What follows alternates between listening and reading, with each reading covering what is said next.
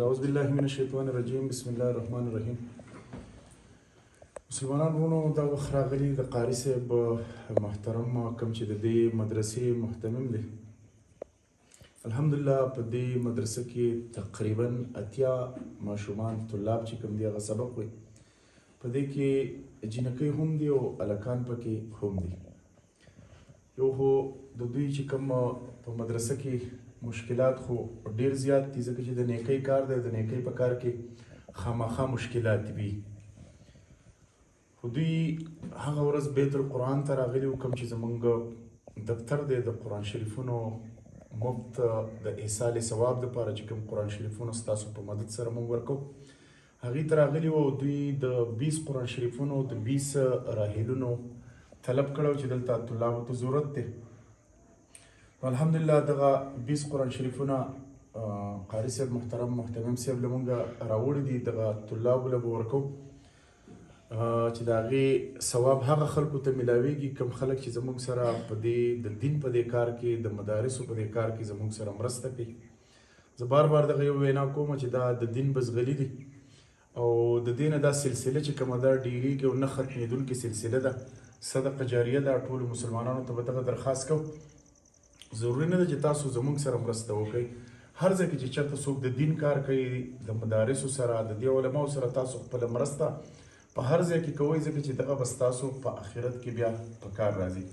قاري صاحب محترم دغه 20 قرآن شریفونه د تجوید دغه موږ تاسو ته راوړي. په دې کې 15 د ناظري قرآن شریفونه دي او دا نور د تجوید دي، د حفظ 14 کرښو والا رنګین قرآن شریفونه. موږ الحمدلله زیات کوشش دا کوو چې ګران قرآن شریف چې د کومې شکرانه زیات یې هغه والو چې خرابېږي زر نه.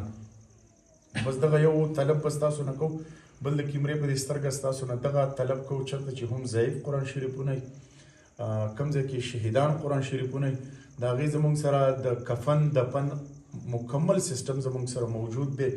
هغه موږ دفن کوو.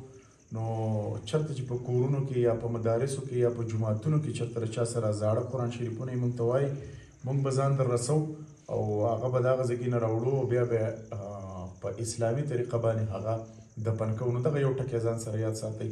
بل قاري صاحب محترم ستاسو نه به صرف دغه ګزارش دی تاسو ته چې زموږ ډېر وروڼه داسې دي چې چا د مور و پلار دپاره دا قرآن شریفونه هدیه کړي، چا د خویندو وروڼو دپاره کړي، چا د خپل ځان دپاره د ثواب دپاره. نو دغه طلابو ته او تاسو ته هم دغه گزارش دی چې هغه خلک په دعا کې مه هېروئ، کوم چې د دین سره مرسته کوي، کوم چې د علماو سره مرسته کوي، کوم چې د مدارسو سره مرسته کوي، دغه خلک په دعا کې مه هېروئ.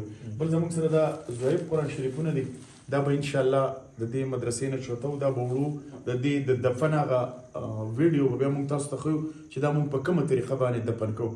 نو قاري صاحب محترم دغه بس التجا ده زموږ چې تاسو هغه خلکو ته دعا کوئ، موږ ته هم دعا کوئ چې الله تعالی زموږ هم دنیا او آخرت دواړه ښایسته کړي او الله تعالی رانه د دین دا کار چې کوم دی دا رانه واخلي.